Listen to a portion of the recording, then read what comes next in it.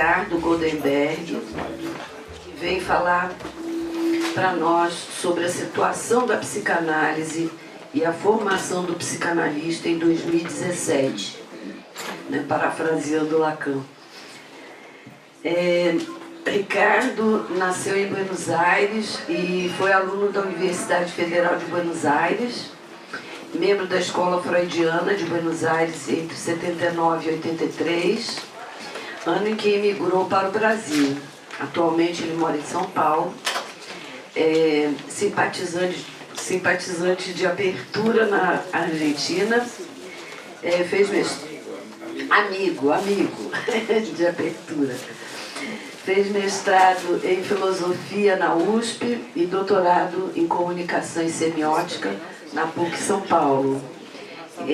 Ricardo é autor de vários artigos e livros, como No Círculo Cínico, ou Caro Lacan, Por que Negar a Psicanálise aos Canalhas, da editora Relume do Mará, Política e Psicanálise da Zahar,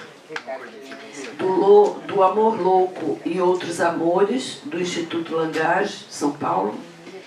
E se vocês procurarem no YouTube, vocês vão encontrar vários vídeos, né, muito interessantes, inclusive o vídeo de onde eu tirei aquela referência sobre Freud. Está lá no YouTube, vocês podem se divertir. Vou passar a palavra a ele. Boa noite. Estava pensando que a Psiliga usa uma estratégia que a gente usava na universidade, que me fez lembrar o Gordo Joe, que se anunciava um show de Roberto Carlos e aparecia ele e dizia: bom, Roberto Carlos não vai vir, mas eu estou aqui, então eu vou falar para vocês. Porque lá veio o rapaz para mandar pôr uma bomba em Brasília e foi embora. Não esperou nem resposta da mesa.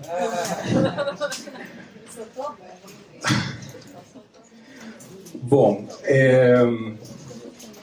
tive que me explicar hoje sobre essa camiseta que eu uso. O primeiro lugar que me pediram explicações sobre essa camiseta na rua foi aqui em Salvador.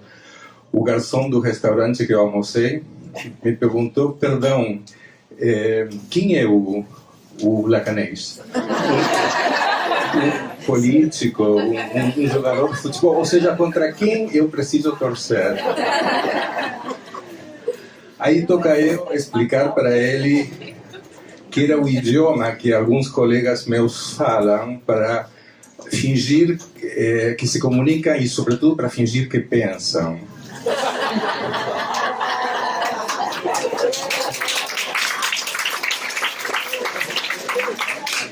E depois o motorista da Uber, que também me perguntou de que se tratava essa camiseta. Realmente a Bahia está me tratando muito bem. Bom, queria agradecer o Martim pelo convite.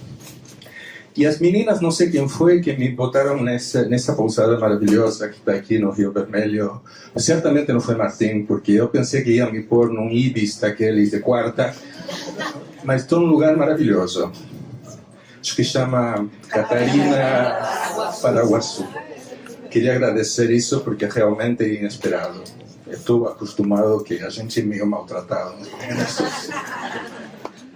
E quando cheguei, aliás, Duncan é o conferencista confirmado e eu sou o conferencista não confirmado, igual que o garoto da Psiliga. Bom, mas quando eu cheguei no mesmo voo que o Christian e a gente se perguntava para onde estávamos vindo. Aí eu dizia: bom, estamos indo... Estamos indo para o Círculo Brasileiro da Psicanálise. E ele diz: não, estamos indo para o Círculo Psicanalítico da Bahia.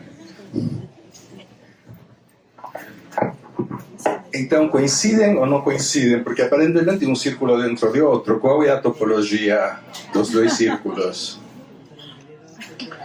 Claro, deve ser Brasil inclui a Bahia. Bem, Amanhã, já que eles fizeram uma publicidade, eu faço a minha. Amanhã tem um curso aqui coordenado por mim de manhã para vocês acordarem logo depois do café da manhã, que queria... Amanhã vou tentar dizer como eu leio, ou como eu digo, desleio diferente Lacan. Conceitos como sujeito, real, objeto, discurso.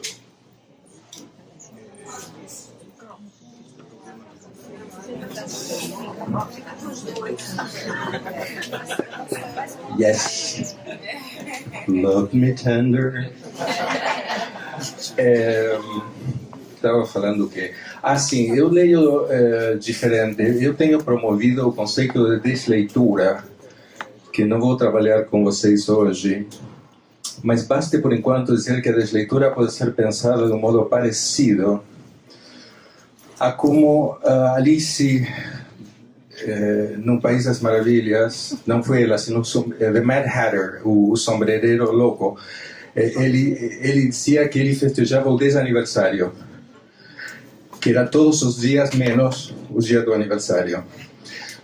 Eu faço desanálise com muitos dos meus pacientes, sobretudo eu tenho sido procurado nos últimos anos por analistas que já fizeram 2, 3 análises durante 20, 25, 30 anos e insistem.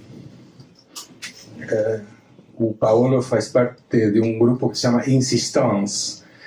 Eles insistem e me dei conta que o que faço com eles é desanálise, ou seja, um trabalho de passar de pegar uma britadeira, fazer uma implosão como as Torres Gêmeas de Nova York, de anos e anos de interpretações cristalizadas. E creio que com a teoria, com a leitura teórica, precisamos fazer uma coisa parecida. Bom, o que eu tinha preparado, porque lá atrás, há 6 meses, não lembro mais quando, que o Martim me convidou, e aliás, Martim me convidou provavelmente pelo meu mau comportamento. Em geral, me convidam apesar do meu mau comportamento. Acho que ele me convidou exatamente pelo meu mau comportamento. Então, tenho uma alta responsabilidade hoje. Enfim, quando ele me convidou, eu pensei em discutir com vocês a quantas anda a psicanálise hoje, porque estou numa polêmica sobre se a psicanálise tem um campo ou não tem um campo, se ela é extraterritorial, se serve para dizer a realidade inteira. Enfim, e há um artigo nos escritos de Jacques Lacan que se chama Situação da Psicanálise e Formação do Psicanalista em 1956. Que foi... o cara foi convidado aos 56 anos. Lacan nasceu com o século XX. Então ele tinha 56 anos. E foi convidado numa escola de filosofia para falar sobre o centenário do nascimento de Freud. E fez uma desmontagem ponto por ponto da estrutura da doutrina psicanalítica, uma crítica feroz a como se praticava a psicanálise na contemporaneidade dele, 56, ou seja, o que se chamava... Ele ironiza ferozmente sobre um livro que eu tenho que se chama La Psychanalyse d'aujourd'hui. Aujourd'hui era 1955, em que a associação, a única instituição psicanalítica era fundada por Freud, que se chama justamente porque a língua franca não é mais latim, é inglês, então se chama International Psychoanalytical Association. E bom, Lacan era membro, porque era membro da filial, um círculo dentro do círculo, era membro da filial francesa, que era a única que havia, etc. E E se deu ao luxo de ironizar. Hoje em dia a ironia está proibida. Se você faz ironia, você é destruído nas redes sociais.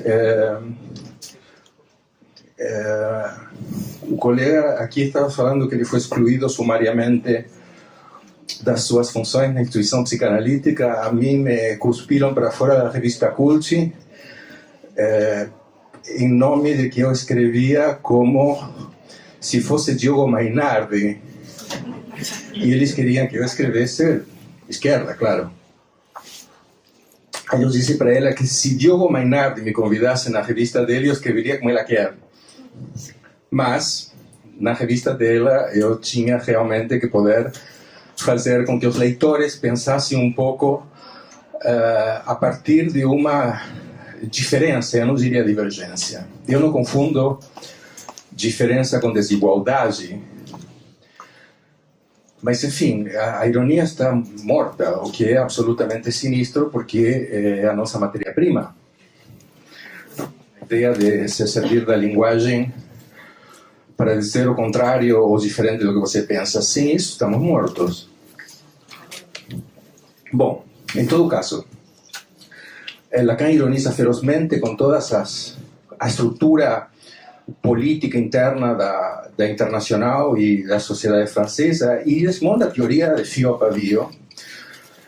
Então, a minha ideia para hoje continua sendo até um certo ponto, primeiro fazer um recenseamento de como eu penso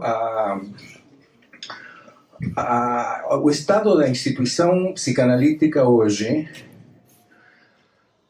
E a segunda parte, que eu acho que não vou conseguir fazer, era ler a parte, parágrafo a parágrafo, a desmontagem da teoria que Lacan faz em 56, porque a desmontagem que ele faz em 56 se aplica em 2017, o que é um absurdo.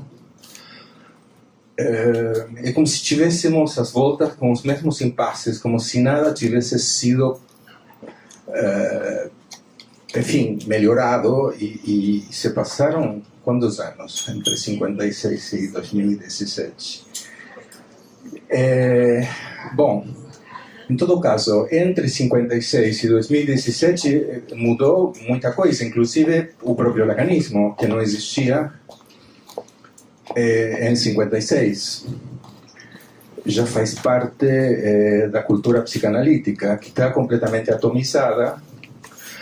Bom, o tempo todo estarei falando da instituição psicanalítica e da instituição psicanalítica, diferença que vocês não vão poder escutar, porque é uma diferença escrita.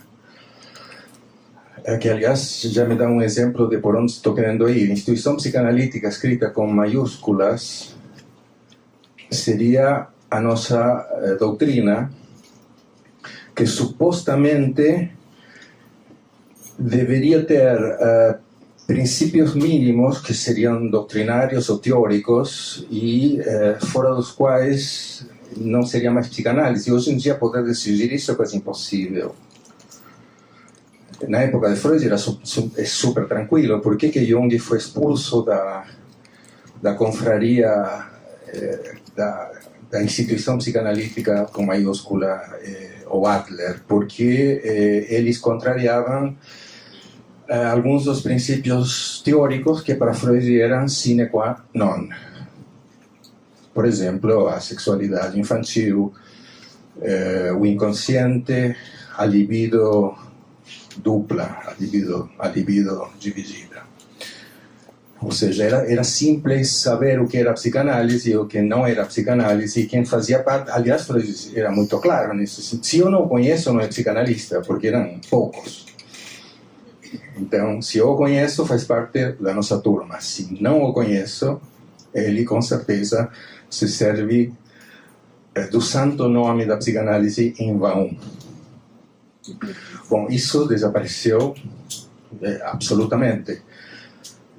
A instituição psicanalítica com maiúscula pareceria que, como falamos em nome da psicanálise, compartilhamos a mesma estrutura, o mesmo sistema de conceitos. Não sei como chamá-lo, porque Lacan insistia que o céu não era um sistema. embora o tratasse como tal. Mas, enfim, e de fato, trocando em miúdos, às vezes a gente não está de acordo em quase nada. O que significa significante, o que significa sujeito, no caso dos lacanianos, os freudianos. Esse é um tema interessante sobre a instituição e a instituição, maiúscula e minúscula. Por instituição psicanalítica com minúscula, eu digo círculos como este, associações, escolas, institutos, dentro, fora da universidade, etc. Tudo isso não existia em 56. E faz parte, evidentemente, da nossa geografia psicanalítica.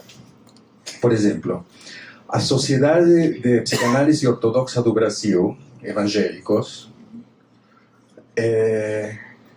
forma psicanalistas, entre eles formou a Marina Silva. A Marina Silva é psicanalista diplomada pela Sociedade de Psicanálise Ortodoxa do Brasil, que, entre outras coisas, tem no currículo o diagnóstico diferencial entre esquizofrenia e possessão demoníaca. Sim, vocês riem, mas eu acho que isso é interessante para poder pensar, porque a sociedade ortodoxa faz parte das instituições psicanalíticas com minúsculas sem o menor problema. Mas eu poderia argumentar pelas relações entre a religião e a psicanálise, ou seja, meu argumento seria teórico, que não faz parte da instituição psicanalítica com maiúscula. Sim? Então, chegarmos a um acordo entre o que está dentro e o que está fora, não basta dizer que é moebiano, saída rápida dos lacanianos, não tem dentro ou fora, é um contínuo. Enfim, creio que não. Creio que seria interessante, tanto teoricamente como politicamente, no sentido estrito da palavra política, pensar se existem, quais são os limites do nosso campo. Se existe um campo, e qual é e como se define. A mim me interessou muito reler o texto de Lacan de 56 para pensá-lo na nossa atualidade, o que se sustenta, o que não se sustenta mais. Enfim. Digo isso também porque a decisão do grupo primeiro, que faz uma cisão para fundar uma pequena sociedade, que ainda quer ser reconhecida pela instituição internacional, que é a única, insisto nisso porque é importante, em 56 a psicanálise era una e única, não havia psicanálises. Outra coisa sobre o nosso campo e a nossa teoria, e aqui se cruza a prática, a política e a teoria. Por exemplo, os freudianos em geral convivem muitíssimo bem teoricamente, ou seja, não só fazem parte da mesma instituição com maiúscula e com minúscula, como cada um pode teorizar o que bem entender, desde que respeitem as regras técnicas como deontológicas. X sessões por semana. Esse X é importante porque em alguma época, se era menos de 4 vezes por semana, não era psicanálise. Depois mudou a situação econômico-política e ninguém podia pagar a fortuna, custava 4 vezes por semana, e falaram, bom, 3 vezes por semana ainda é análise. Hoje em dia, uma vez, e olhe lá, e é psicanálise ou não é psicanálise? Quando eu estava na faculdade, aliás, na época da faculdade, eu não tinha dinheiro para pagar uma análise, e a análise realmente ainda era a IPA, a internacional, a filial argentina, que se chama Associação Psicanalítica Argentina, dividida em 2. A APA e a BREVA, a Psicanalítica de Buenos Aires, que teoricamente se dividiram politicamente, mas faziam parte da mesma instituição psicanalítica com maiúscula. Bom, agora, colegas meus, eles não aceitavam psicólogos também, você tinha que ser médico na época. Tinha uma fortuna para pagar análise e ser médico. E eu tinha colegas que fizeram medicina apenas porque queriam ser analistas. Ou seja, passaram 5 anos de medicina porque queriam formar-se como analistas.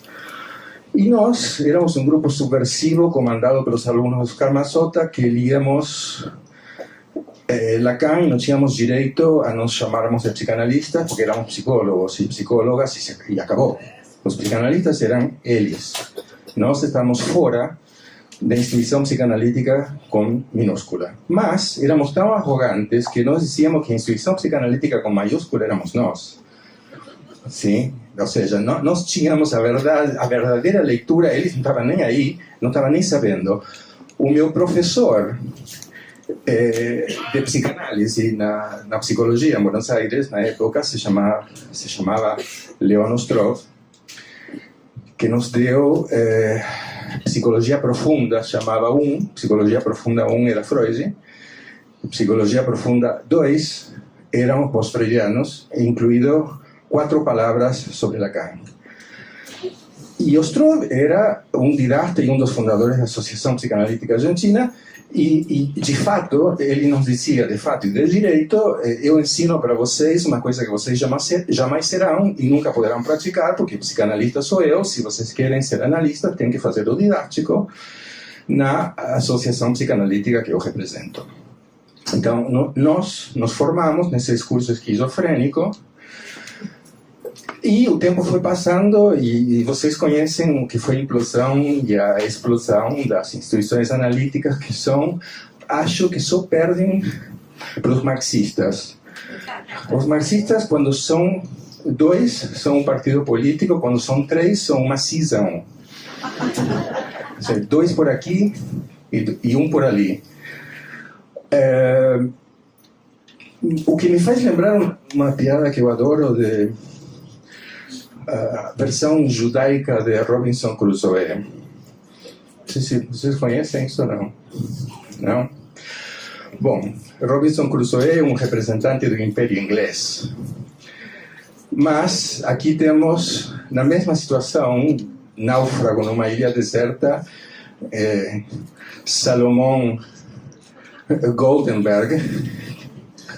Shlomo Goldenberg está numa ilha deserta há 35 anos, porque sozinho lá, e de repente passa um barco e resgata ele, e o capitão desce com um bote para levá-lo de volta para a civilização. Ele está com uma barba até aqui e viveu de pescar e de caçar durante 30 anos. Mas o capitão do barco se surpreende porque ele fez 2 sinagogas. Está sozinho na ilha. E o capitão pergunta, mas Shlomo, por que 2 sinagogas? E ele diz, porque naquela ali eu nem piso. Bom, os analistas somos um pouco assim. Uma vez eu encontrei num coquetel do lançamento de um livro uma mulher que tinha acabado de ser aceita como membro da Sociedade Psicanalítica de São Paulo, membro da Instituição Psicanalítica Internacional Freudiana, ou seja, ela era uma psicanalista oficial. E eu cheguei para cumprimentá-la e ela estava muito orgulhosa acabou de ser aceita dentro do Inner Circle, não, Círculos Escolhidos. E ela estava com o secretário, eu lembro, da Associação Internacional, a filial São Paulo, e com o presidente. E me apresenta a mim como este aqui, o Goldenberg, o selvagem. Um analista selvagem, ela disse. Quem adivinhar o que eu respondi ganha um picolé de limão. Mas, enfim, vamos lá. Então, eu dizia que a instituição psicanalítica com maiúsculas seria a doutrina comum. E, nesse sentido, haveria que pensar o que entra e o que não entra. Por exemplo, Freud, Ferenczi, Klein, Hartmann, Lacan e Kohut certamente fariam parte da instituição psicanalítica com maiúsculas, todos eles. Mas Jung para citar o clichê, não, Adler tampouco, a sociedade ortodoxa que acabei de nomear tampouco, e aqui eu proponho uma definição prática. Na minha opinião, eu disse uma vez, parafraseando André Breton, a psicanálise será marginal ou não será? Bom, por marginal eu quero dizer não à margem, não é que os analistas estejamos à margem, acho bem próprio a ideia de uma participação política justamente que o analista não esteja à margem. Mas, ou seja, ele tem que estar na coisa, mas em que posição? Numa posição que eu diria que seria não à margem, sino na margem. Isso vale para sua intervenção em qualquer discurso. Aquele que se constitui dentro das sessões, ele tem justamente que se colocar na borda que define como totalidade o discurso, o sentido que seu paciente está dizendo, porque desde essa borda que ele vai interpelar o que seu paciente diz. E eu creio que se ele tem essa possibilidade nos discursos sociais, deveria fazer, ou poderia tentar fazer tanto quanto. Mas preservar esse lugar de margem, a mim me parece a condição não suficiente, mas necessária para uma intervenção que possa ser pensada como psicanalítica. Nesse sentido, haveria que pensar a margem desde a topologia estricto sensu. Ou seja, os pontos que estão... Eu não tenho um quadro branco, mas, enfim, o que desenharia seria um círculo. Os pontos que estão do círculo para dentro são internos, os pontos que estão do círculo para fora são externos, e os pontos da própria reta que fechada, que conforma o círculo, seria o lugar da margem. Traçar essa margem nos discursos me parece que sintetiza a operação analítica, seja quem for quem a faça, independentemente da sua filiação teórica. Se podemos analisar logicamente que ele fez isso, terá sido um psicanalista. Se não fez isso, não, independentemente de que teoria ele suporta ou ele supõe que se sustenta em tal teoria.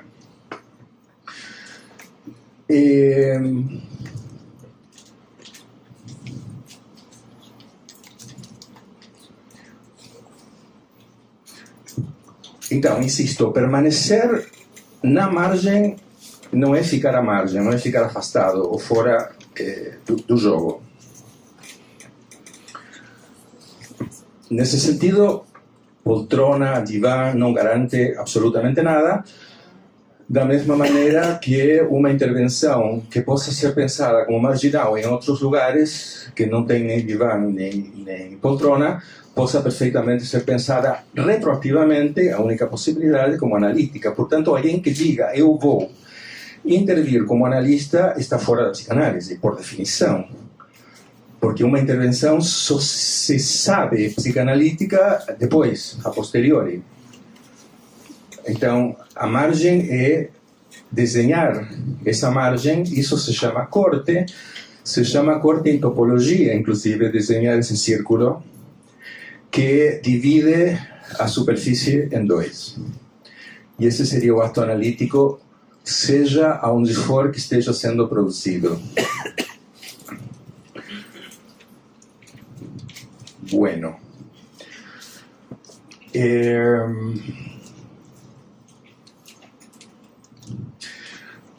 Quando Lacan desmonta em 56, lembre que o título se chama A Situação da Psicanálise e da Formação do Analista. Em 56, que é a única que havia, ele vai propor outra. Mas vai propor outra porque ele diz que contrariar alguns ditos, algumas coisas que Freud disse, era ser-lhe fiel na enunciação, era ser-lhe fiel no dizer. Ou seja, contrariar o que Freud disse, não lê-lo a partir do significado que Freud disse, senão a partir do que se deduzia logicamente, do que ele, Lacan, deduzia logicamente, era a sua forma de resituar o freudismo que estava sendo, na opinião de Lacan, absolutamente esquecido. O que eu proponho, aliás, é fazer exatamente o mesmo com Lacan, aplicar a Lacan, a leitura de Lacan, os mesmos princípios de desleitura que ele produzia sobre outros. Nesse sentido, é temerário, é absolutamente estarrecedor como não se percebe como Lacan deslê. Lacan deslê Hegel, deslê Heidegger, deslê Kant, deslê Freud como ninguém. Então, autorizarmos-nos a desler Lacan, mas o que é a desleitura? Eu vou ter que acabar definindo isso de qualquer maneira. Eu estou trazendo à tona um conceito de Harold Bloom. Harold Bloom, crítico literário, ou seja, estou recuperando para dentro da psicanálise um conceito que Harold Bloom retirou da psicanálise para pensar a crítica literária. Harold Bloom retira de Freud. Harold Bloom é crítico literário, não é psicanalista, nem pratica, nem estuda teoria, nem nada. Mas ele adorou o conceito freudiano de lembranças encobridoras, screen memories, em inglês, ele é americano. A ideia do trauma, da que se reescreveria a história a posteriori, e com essa ideia aplicada à literatura, ele diz que os poetas, os escritores, desleem, ele diz, uns aos outros, e desler significa não ler mal, é fundamental. Desler é uma leitura ativa, que não tem a ver com uma leitura certa ou errada, senão é um modo de criar seus próprios precursores a partir de uma leitura completamente nova. Então, por exemplo, se vocês querem um exemplo magnífico, muito enxuto de desleitura, leiam um texto que tem uma folhinha e meia, de Jorge Luis Borges, que se chama Kafka e seus precursores.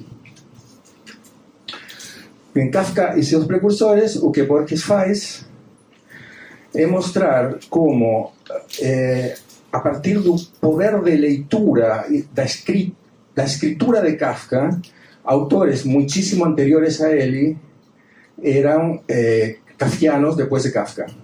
Ou seja, a escritura de Kafka é tão poderosa que situa seus próprios, faz escritores anteriores a ele, seus próprios precursores, que não eram antes que ele próprio fosse Kafka. Inclusive, Borges diz algo bastante genial. Ele diz que o Kafka dos primeiros escritos, Betrachtung, por exemplo, que é um dos seus primeiros escritos, é muitíssimo menos kafkiano que Zenão, dos paradoxos Zenão de Lea, os paradoxos da tartaruga e de Aquiles. Ou seja, Kafka, antes de se tornar Kafka, não é kafkiano. Bom, então, de certo modo, Lacan faz uma operação muito parecida. Ele rouba, ele surrupia e transforma os conceitos e transforma ao outro de quem ele se apropria dos conceitos em seu próprio precursor. Com isso, eu tenho trabalhado com cuidado com um grupo em São Paulo, muitos deles. Podemos fazer isso amanhã. Por exemplo, para pegar um que vocês conhecem, o significante de Lacan, ele o autoriza em Saussure, mas o significante de Lacan deslê completamente a teoria de Saussure. Completamente. Para Saussure, por exemplo, o signo, primeiramente, o significante e o significado são indivisíveis, o signo é uno, é uma unidade, e, em todo caso, o significado está por cima e o significante está por baixo, absolutamente numa descrição didática encerrada em um círculo e uma unidade sígnica impossível de separar. Portanto, quando Lacan inverte e retira o círculo e diz que é o significante que produz a posteriori o significado, está deslendo seu ser a partir dos seus próprios, de Lacan, seus próprios problemas. E ele faz isso direto. Então, é um pecado mortal quando Lacan cita alguém, não ir ao original para ver o que a pessoa citada de fato disse ou escreveu, porque na diferença entre o que Lacan reporta e o dito original, vocês veem a produção lacaniana. Insisto, não se trata de uma leitura errada, se trata de uma produção nova, inédita, que é, em geral, desconhecida sistematicamente. Encore, em 1974, Lacan faz bastante caso de citar uma série de místicos, de escritos místicos, e sugere que seus próprios escritos sejam incluídos na prateleira dos místicos e não na prateleira da ciência. Ele diz que haveria que incluir os escritos junto com os textos de São João da Cruz, Santa Teresa d'Ávila, Mestre Eckhart. Que mais? Bom, tem mais alguns, não importa. Me parece interessante porque ele propõe que então os escritos deveriam ter um efeito análogo ou semelhante sobre o leitor que os textos dos místicos tiveram sobre os leitores que eram teólogos em geral ou membros da igreja. Aí eu li uma biografia a Santa Teresa é outra, mas aí li uma biografia de São João da Cruz, escrita por Octavio Paz. E fiquei sabendo que em século XVI, várias vezes São João da Cruz esteve na beira de ser queimado vivo pela Inquisição pelas coisas que escrevia sobre a sua experiência mística. Lacan fala sempre, não sei se vocês... E tanto ele insiste nisso que já ninguém mais o lê.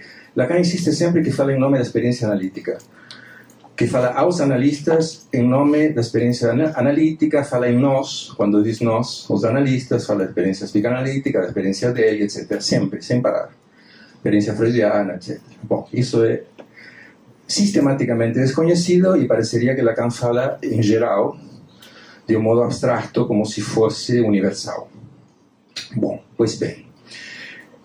Eis que estava então São João da Cruz, que queimavam ele e não queimavam ele, até que encontraram uma solução genial, não lembro mais qual era o Papa, canonizaram ele. A partir da canonização, passou a ser rezado e ninguém mais o leu. Certo? Já não perturbava mais ninguém, nem aos teólogos, nem a ninguém, porque a partir daí rezava-se a São João da Cruz. São João da Cruz é chato pra caralho.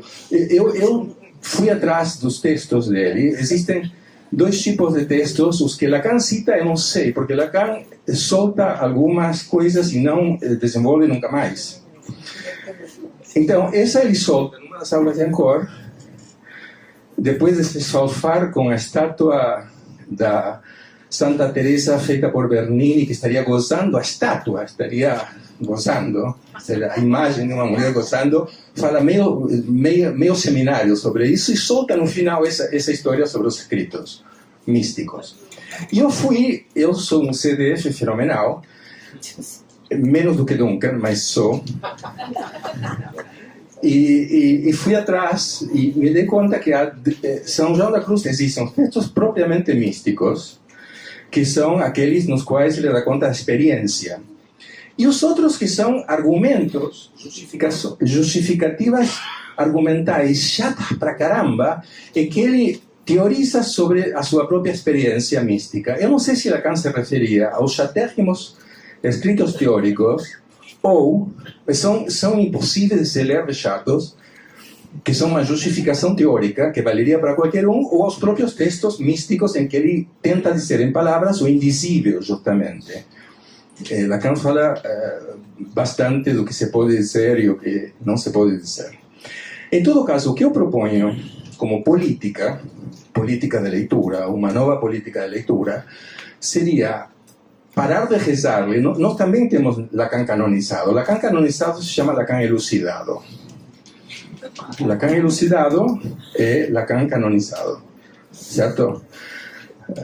Não sei se todos vocês sabem, mas Lacan elucidado é o nome das conferências brasileiras Jacques Miller entre 85 e 95, que são, enfim, Lacan canonizado. Então, eu proponho parar de rezar-lhe e voltar a lê-lo. E ver o que dá essa leitura. A leitura do que ele escreveu. Enfim, isso como política, uma política de transmissão e de ensino. Bom, então, em 56, Lacan diz, cito ele, psicanalista nós mesmos, é o plural majestático, e por muito tempo confinados em nossa experiência, vimos que ela se esclarecia ao fazer dos termos em que Freud definiu o uso que lhes convém, não como preceitos, mas como conceitos. Ou seja, haveria que usar as coisas que Freud escreveu não como regras, mas como conceitos. Se pudermos, diz Lacan, definir ironicamente a psicanálise como o tratamento que se espera de um psicanalista, é justamente a primeira, a psicanálise, que decide sobre a qualidade do segundo. Ou seja, Lacan está fazendo uma piada. Não sei se vocês leram Rei Ubu, de Jarry, que num momento Rei Ubu diz vive la Pologne parce que sans Pologne il n'y aurait pas de polonais. Viva Polônia porque sem Polônia não haveria polacos, não haveria poloneses. Então Lacan está dizendo viva a psicanálise porque sem a psicanálise não haveria psicanalistas. Ou seja, colocando as relações justamente entre a teoria e a prática. Além do que se chamaria identificação. Bom, depois critica dos conceitos que lhe parecia que orientava a clínica naquela época, que era o conceito de frustração, que ele diz que é uma má leitura de Freud. E não é que ele faça uma leitura melhor, ele faz uma desleitura de Freud, porque ele diz que, na verdade, o que Freud queria dizer é que Versagung, que é o que se traduz por frustração, ele vai para o original alemão e ele diz, bom, Versagung é a palavra dada, é a promessa que você faz e que o outro rompe. Então diz que os analistas perderam o essencial da mensagem de Freud porque não fazem a diferença entre a palavra e o significante. Então, como não sabem diferenciar o que é palavra, o que é significante, terminam por procurar algo que estaria fora da palavra e encontraram isso no corpo. Em 56, Lacan é absolutamente contra esse modo de leitura, que ele diz que seria um modo de não ler o que Freud está tentando dizer. Então, diz que na relação analítica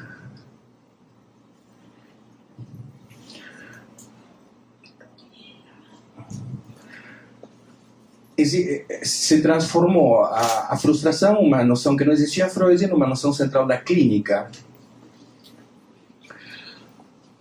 E aí Lacan diz, bom, a coisa que se aprende na relação analítica seria o significante. E na relação analítica, não na linguística, nem na literatura, nem na filosofia, nem na sociologia, nem na antropologia. Então, os termos de Freud tratados como conceitos não correspondem a nada que se dê imediatamente à intuição, diz Lacan. Sim, ou seja, não se poderia trabalhar com a intuição, e é precisamente a intuição o que foi substituída, ele critica, é precisamente a intuição que se substitui aos conceitos ponto por ponto. Numa aproximação, diz Lacan, que só pode ser grosseira, e tal que podemos compará-la ao que? A ideia de força ou de onda para alguém que não tenha noção alguma de física. Então, é interessante isso, porque, por exemplo, quando a gente fala em boas ondas, ou em más ondas, em vibrações ruins ou em vibrações boas, estamos usando, de qualquer maneira, um conceito da física que, fora da física, não quer dizer absolutamente nada. Se transforma numa alegoria da nossa intuição mais cotidiana. O que Lacan acusa os colegas de estar fazendo é exatamente isso.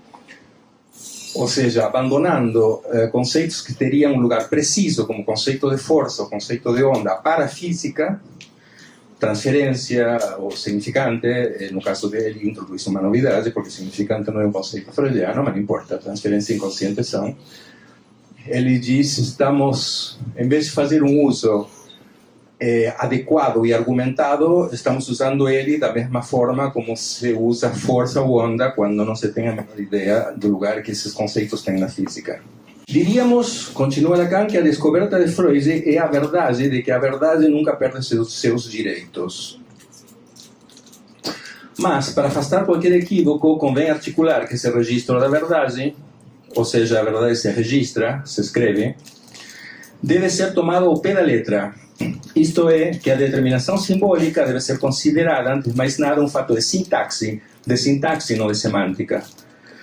Dessa determinação simbólica, a lógica combinatória fornece a forma mais radical e é preciso saber renunciar à exigência ingênua que pretenderia submeter a sua origem às vicissitudes da organização cerebral que ocasionalmente a reflete.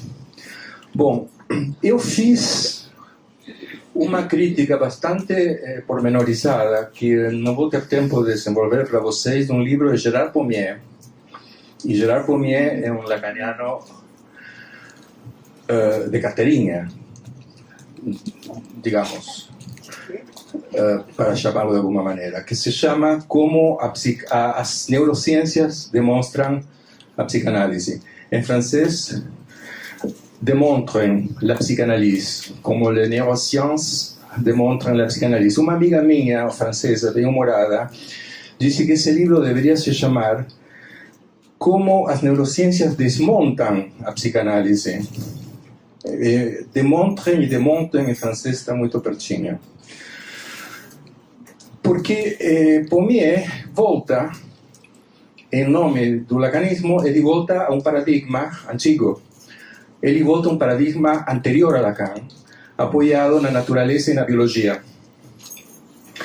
Ou seja, um paradigma que Lacan se esforçou durante 30 anos em desmontar. Isso eu posso demonstrá-lo lendo os textos lacanianos. E me parecia interessante mostrar isso num texto de Pommier que deve ter 4 anos, 3, 4 anos, um texto recente. Bom, pulo uma série de coisas por uma questão de tempo.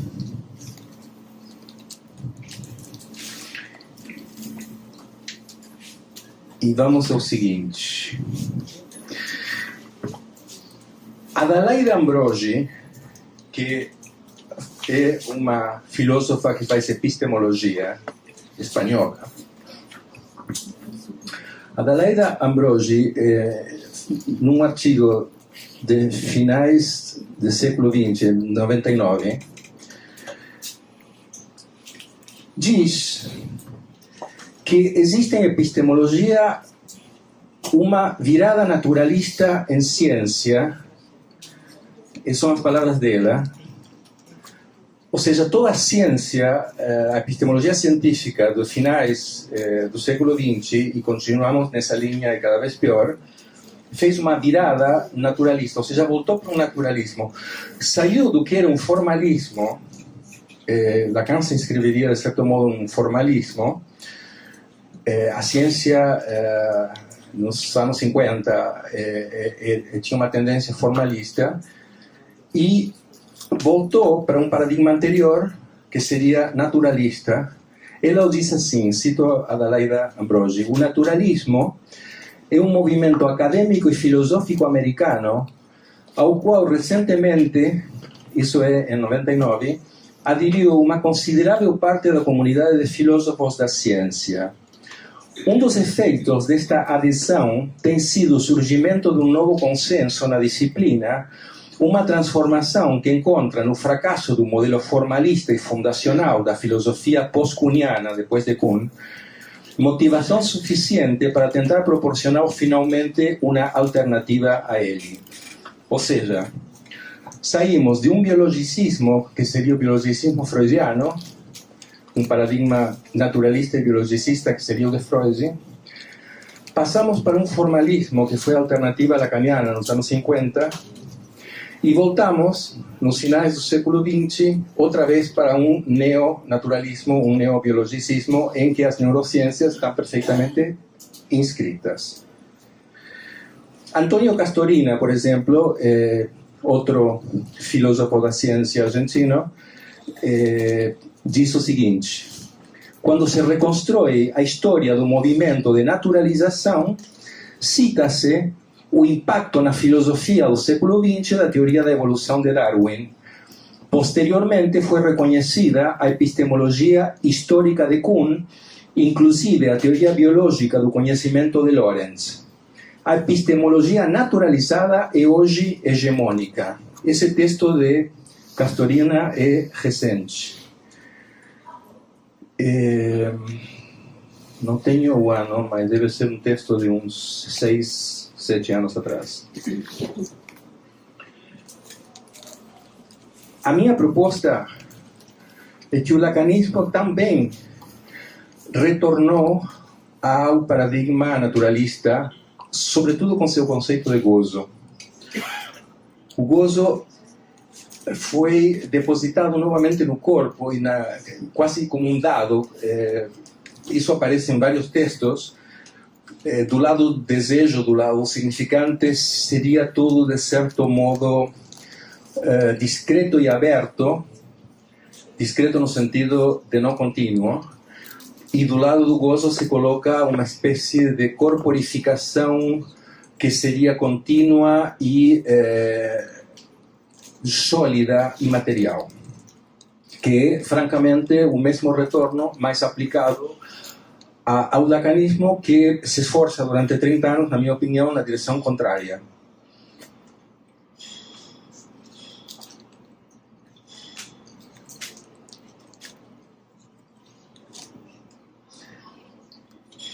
E eu acho que, se vocês acompanham o que Lacan tem para dizer sobre Pavlov é fundador da reflexologia russa, é o fundamento do behaviorismo, do comportamentalismo de Watson. E as neurociências herdam diretamente desta origem. Então, se vocês veem como Lacan relê Pavlov para poder pensar seu próprio significante, vocês vão ver o movimento contrário. Esse é um trabalho que valeria muito a pena fazer. Por exemplo, em 1927, Watson publica o que se chama a Batalha do Comportamentalismo, The Battle of Behaviorism. E a mim me parece que valeria a pena relê-lo para localizar um mal-entendido inicial sobre o qual se apoia a integração de dois campos opostos com um mesmo objeto, que é exatamente o que Pommier diz. Coloca-se uma pergunta cada vez com maior insistência, isso diz Pommier, se é possível ter duas aproximações diferentes e inclusive contraditórias sobre o mesmo fenômeno. O fenômeno seria o fenômeno mental, o mental.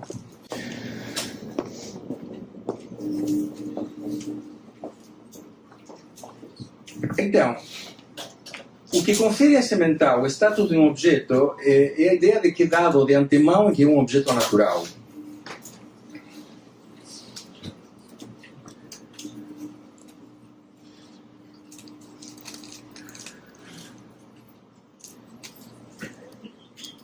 Em 46, Lacan entra nessa batalha em 46, ou seja, 10 anos antes do seminário, e faz uma crítica ao órgão dinamismo de Henri Ey, que se situa em Henri Ey o jogo dos aparelhos constituídos na extensão interior do tegumento do corpo. Ou seja, uma tentativa freudiana da psiquiatria de pensar a pulsão como material e ancorada no corpo. Bom, Lacan propõe outra causalidade e cita Watson, que em seu livro Behaviorismo de 25 escreve: se o espírito age sobre o corpo, então todas as leis da física são inúteis. A ingenuidade nos terrenos da física e da metafísica dos psicopatólogos e dos psicanalistas se traduz em expressões como esse processo consciente inibe tal ou qual forma de comportamento, o desejo inconsciente nos impede de fazer isto ou aquilo, a confusão atual nos vem de Freud. Isso escreve Watson em 25. Ou seja, para Watson, o inadmissível é que o espírito age sobre o corpo. Então, toda a crítica é uma crítica que ele faz a Freud, ao conceito freudiano de pulsão, que é absolutamente repensado por Lacan em bases que não são biológicas. Então, Lacan diz que, se falamos em espírito, a operação do Espírito Santo da linguagem age sobre o organismo a condição de postular que este suposto espírito é feito de uma materialidade que seria do significante.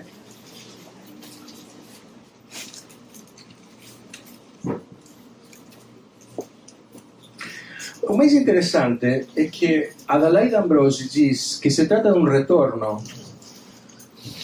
E retorno foi a bandeira teoricamente lacaniana de retorno a Freud. Só que o retorno a Freud de Lacan é uma subversão de precisamente esse paradigma freudiano naturalista e biologicista.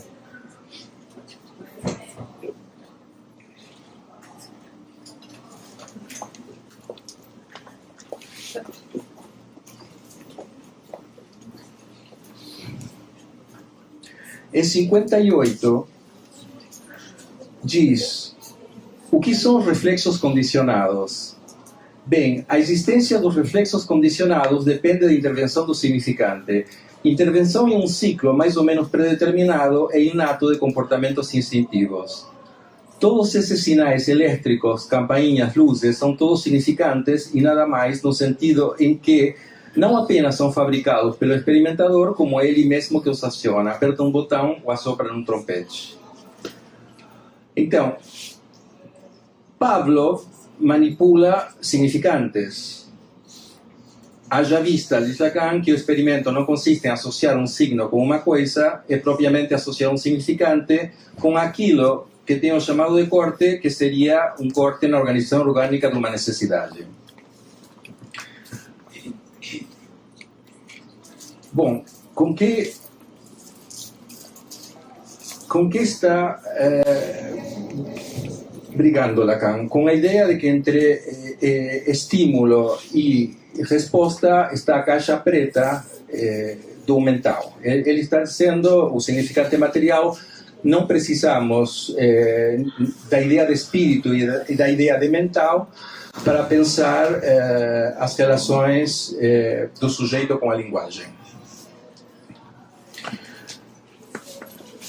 Isso tudo haveria que voltar a retomá-lo, porque se trata de ler a relação entre o corpo e a linguagem com o modelo do Schiste, que inclusive se chama esprit, se chama espírito em alemão e em francês. Ou seja, é a palavra que produz efeitos e esses efeitos são vividos como corporais. A risada, por exemplo.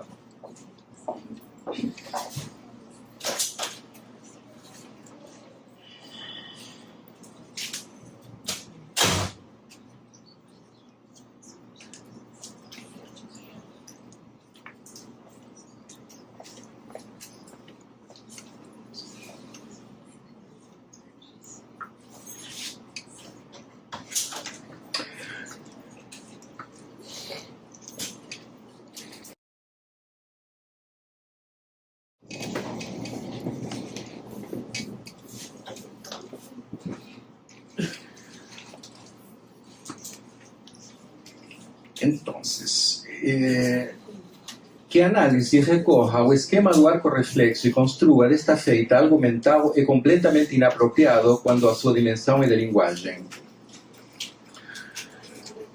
O empreendimento é erradicar da psicanálise o modelo fisiologizante mantido pelo conceito freudiano de pulsão como conceito limite entre o psíquico e o somático.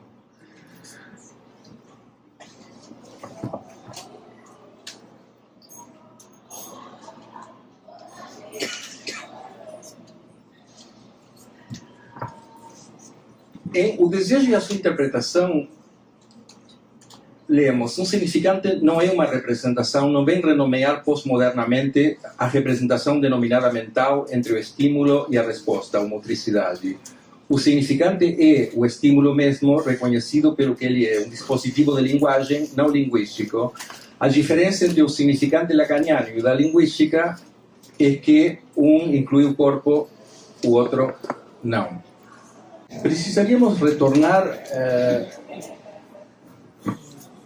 a ideia de que o retorno de Lacan a Freud é uma subversão do modelo biológico naturalista no qual está sendo reescrito nos dias de hoje, e a mim me parece que é exatamente aí que haveria que poder interrogar novamente a nossa leitura, a nossa releitura lacaniana.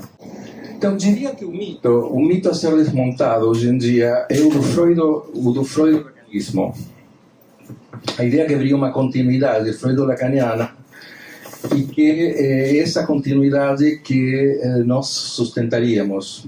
Na minha opinião, creio que o debate seria pensar, bom, temos um Lacan que não é freudiano e que muda de paradigma, e seria interessante pensar como acompanhamos. E justamente em conceitos como o conceito de corpo, em particular, onde essa virada se torna mais importante de ser discutida. Enfim, não sei, preferiria conversar com vocês um pouco sobre esses fundamentos, para ver como vocês os pensam e trocar uma ideia sobre essa virada, sobre esse retorno naturalista.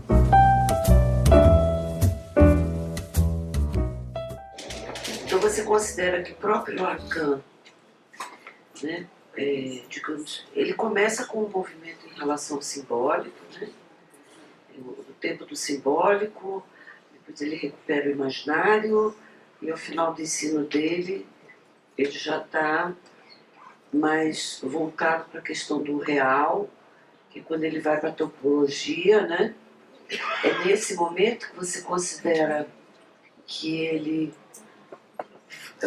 retorna para o naturalismo, para o corpo? Eu acho que Lacan nunca retorna para o naturalismo. É a leitura que foi atribuída a ele pelos pós-lacanianos. Lacan nunca retornou a esse naturalismo. O que se chama de corpo e de real é definido desde a linguagem, do começo até o fim. Haveria que não perder o fio do significante. Até o fim dos seus dias, o conceito de real é definido como impossível a partir do simbólico. O simbólico carrega dentro dele seu próprio limite, e esse seria o real lacaniano. Em lugar nenhum do trabalho de Lacan há um fora da linguagem. Não haveria um progresso do imaginário para o simbólico para o real. O real está definido desde o início como um limite interno próprio do simbólico. Creio que o pós-lacanismo que joga para fora da linguagem para o corpo e ao fazer isso coloca o real fora da linguagem no corpo, e ao fazer isso está voltando para um paradigma anterior que é biologicista. Creio que haveria que propor uma leitura de Lacan que justamente não faça isso. Você falou muito, né, em paradigma, em Kuhn, né? Agora, o central, né, é a questão da revolução científica. Passando um pouco para a política, você começou falando da política psicanalítica, né? Como é que a instituição maiúscula, minúscula mudou de 56 para cá, né? Primeiro uma hegemonia da IPA, depois aqui no Brasil, acho que na região também uma certa hegemonia lacaniana, E como isso explicaria, então, a briga política entre essas hegemonias? Seria uma revolução científica, isso?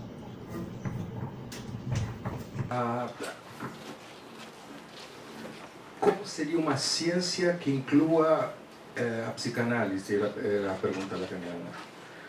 Ou seja, até que ponto a psicanálise impõe uma reformulação da ciência? Isso foi um pouco o que se perdeu. E o que eu proponho que haveria que retornar a procurar nos próprios textos de Lacan. De que modo uma disciplina que pensa a produção do sujeito permite repensar a ciência. Isso se perdeu completamente ao voltar para a ideia de que haveria fora do corpo, fora da linguagem para o corpo dado como natural. Me interessa muito quando você diz que o real é interno na linguagem. E me interessante é ver qual é a consequência desta afirmação. Consequência é que na langue, na linguagem, c'est impossible de langage. Mas é impossível que nós podemos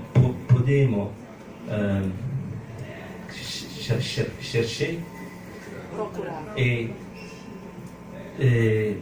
Dans un retour au langage, dans le sens que le langage est historique, il a une histoire. Et c'est ce que j'ai fait moi.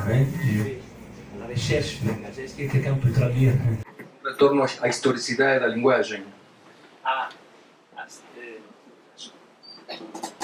L'historicité, c'est le temps. Il y a un temps dans le langage. Ao tempo dentro da linguagem, sim.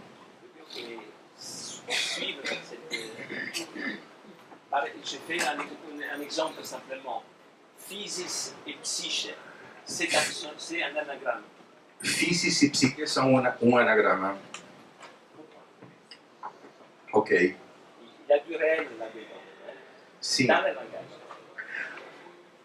A minha definição, a minha leitura do real lacaniano é levar a sério a ideia de que o real é o impossível. O impossível só se define simbolicamente. Não há possível fora do significante. Eu concordo absolutamente com isso. E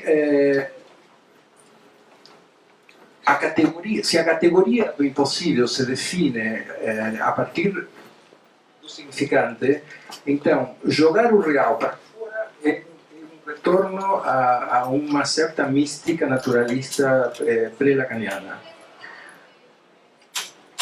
E o problema é que para poder sustentar essa postura não podemos mais pensar que a psicanálise permite interpretar o universo. Esse que é o problema. Eu sustento que para sustentar esta postura precisamos definir a diferença entre psicanálise em intenção e psicanálise em extensão. Por exemplo, se na nossa clínica não podemos pensar que uma análise não muda o real do paciente, a psicanálise não serve para nada. Agora, como vai mudar o real do paciente se estaria dado como uma forma de gozo dentro do corpo, como Freud mesmo pensava a pulsão? Eu me lembro de um paciente que me disse: desde que eu faço análise, meus pais estão muitíssimo melhor. Os pais estão mortos há 20 anos. Desde que eu faço análise, meus pais estão muitíssimo melhor. Quer dizer que retroativamente, a questão do tempo, a partir da análise dele, ele tem outros pais. Esse homem mudou de real, portanto, coisas que eram impossíveis, definidas simbolicamente para ele, deixam de ser impossíveis. Essa é a psicanálise. Por exemplo, nas universidades americanas, Lacan se esforça por dizer para o auditório que o real é o que se define como impossível. E ele diz: quand on se cogne, Le réel, c'est qu'on définit le mur como impossível de traverser. Quando a gente se bate contra um muro, o real do muro não é que seja material, sino que está definido como impossível de ser atravessado. Para os raios gama, por exemplo, o muro não é real, porque é perfeitamente atravessável. Para mim, não. Então, se você deixa, como foi deixado na versão oficial, o real é quando a gente se bate, sem acrescentar, porque o definimos como impossível, fica como que o real está lá fora no material, sendo que o que Lacan está dizendo é que isso só é real porque está definido como impossível. Se não, simplesmente a psicanálise não tem o menor interesse. Essa aqui é a questão, como operação. Se a operação não pode modificar o nosso impossível, ou seja, nosso real, e o real se define só a partir do significante, mas aí precisamos diferenciar o que não é feito, o significante da palavra. O significante e a palavra não são sinônimos. A palavra leva ao inefável, ao impossível de dizer. O significante não. O significante define. Bom, existe um paradoxo. A gente tem que ter toda a cadeia, sincronicamente a gente tem que ter toda a linguagem, que não é infinita, os significantes não são infinitos, para poder falar. Mas cada vez que a gente fala, ela fica descompletada, porque senão não poderíamos produzir nenhum significado novo. Se fosse como um dicionário fechado, bom, os significados estariam todos lá, não haveria nenhuma nova significação. Então, cada vez que eu produzo uma nova significação, estou descompletando a linguagem. Isso é um paradoxo interno à própria linguagem. Esse paradoxo que indica meu lugar de produção como sujeito, esse é o real lacaniano. Não há nenhuma necessidade de encontrá-lo fora, na fusis. É interessante que seja um anagrama psique e fusis. Porque quando Lacan insiste que o pensamento é da ordem do extenso, está ironizando Descartes, porque o pensamento e a extensão, ambos, dependem do significante. Então, a primeira, eu não consegui fazer isso por uma questão de tempo, de não parar a parágrafo na discussão que ele tem com Henri aí. Mas a primeira operação lacaniana é desmontar a ideia de mental, a ideia de espírito. O espírito desaparece porque é a materialidade do significante que o produz. Não precisamos, entre estímulo e resposta, nada do mental, porque o estímulo é um significante e a resposta é uma resposta de significação. Muito bem. O segundo passo foi eliminar o corpo fora da linguagem. Para Freud, a pulsão estava no corpo, inscrita como limite entre o psíquico e o somático para Lacan. Esse esforço é um esforço de leitura que teríamos que verdadeiramente fazer para poder pegar o mais interessante que Lacan tem como novidade ou como subversivo em termos de prática analítica.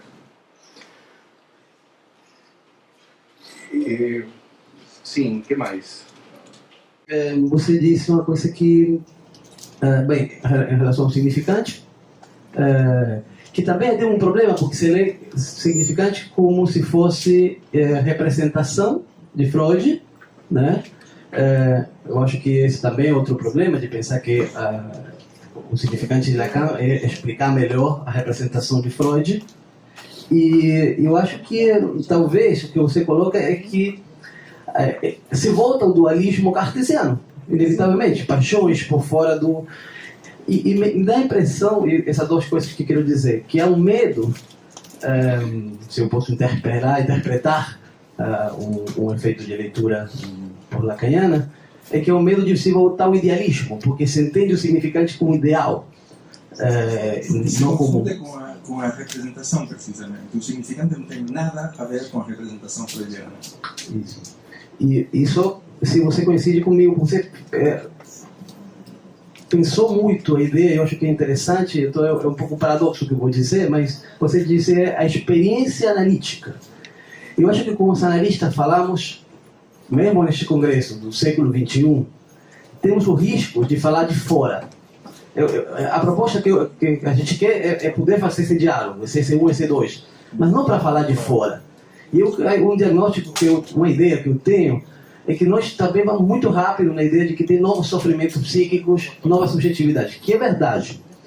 Mas também nós estaremos dizendo com isso, desconhecendo a própria neurose, que eu estou pensando que há muita neurose, e por nós interpretar desse jeito, pensar com esse paradigma, desconhecemos a neurose e, portanto, não tratamos a neurose como poderia ser tratada em termos desse paradigma lacaniano. Você sabe como eu defino a neurose? Precisamente como imaginar que meu corpo é externo a mim e que eu e meu corpo somos duas coisas absolutamente separadas, e eu poderia falar do meu corpo como meu. Existe uma intuição ineradicável que não funciona. Lacan define o que não funciona como um sintoma. E o real se define justamente como não funciona para cada um de nós, e isso se define simbolicamente. Não há a intuição impossível de erradicar da neurose e dos analistas é que o significante faz existir como efeitos de significação toda a nossa realidade. Então, imediatamente postulamos a coisa em si. Isso é inerente ao fato de falarmos, de pensarmos e de sermos neuróticos, mas os analistas neurotizam a própria leitura que Lacan está tentando romper. E, bom, a sacralização disso é a biologia lacaniana escrita por Jacques Miller. Jacques Miller, que leu perfeitamente bem Lacan, optou, não é que, novamente, Miller faz uma desleitura para reinstaurar justamente este outro paradigma, que é uma opção dele, porque se tem alguém que entendeu bem o que Lacan disse, foi Miller, só que ele disse não. E disse não sem dizer eu digo não. Então, bom, a minha única alternativa para propor é vamos voltar exatamente para os textos de Lacan e ver como é possível dizê-los de um modo que não seja uma reza. O que mais? Aqui tem um problema teórico dificílimo de situar sem ir tintim por tintim aos textos. Por exemplo, a ideia de que o real é o tempo que Dunker levantava, se voltamos a pensar que o tempo está dado lá fora como um real exterior, estamos perdidos outra vez. O tempo da psicanálise é o tempo retroativo do significante e não tem outro tempo. E digo mais, até para a física moderna, o que é um segundo hoje em dia? Um segundo é a degradação do átomo de césio. Ou seja, o tempo padrão para medir o que é um segundo universalmente é o tempo em que em laboratório decai, como se diz em física, o átomo de césio. Muito bem. Em relação a que outro lugar absoluto esse átomo de césio vale um segundo? É a degradação, seja o que for o tempo de degradação do átomo, isso é o que vale por um segundo, é absolutamente simbólico até para a ciência física mais absoluta. Então, o que significa que o tempo seria um dado kantiano da intuição, da sensibilidade a priori? Quando Lacan propõe redefinir a estética transcendental de Kant, está propondo redefinir a estética transcendental de Kant a partir de redefinir o significante. Bom, enfim, a ideia era trabalhar tintim por tintim, temos 3 horas amanhã, esse conceito de significante. Anybody? Una immagine de Lacan quando ele fala do gato. Do gato que ronrona. Sim, ronrona. E ele diz, eu não sabe onde ele ronrona. Gorge, aqui, la tête, il corpo. É interessante Perché questa cosa fa lembrar, fa achar che também o corpo è muy piano. É categoria a refletir, é corpo, mas é também linguagem. Eu creio que esta estava a metáfora de Lacan. Não sei se vocês perceberam que trabalham com nós, que Lacan coloca o corpo no imaginário.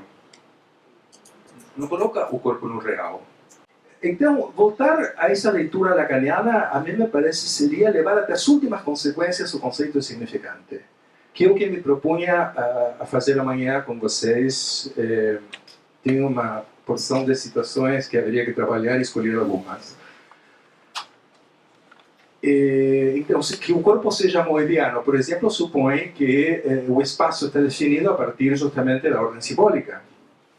Não há um espaço dado como intuição de condição dos fenômenos como para Kant. Enfim, longa discussão.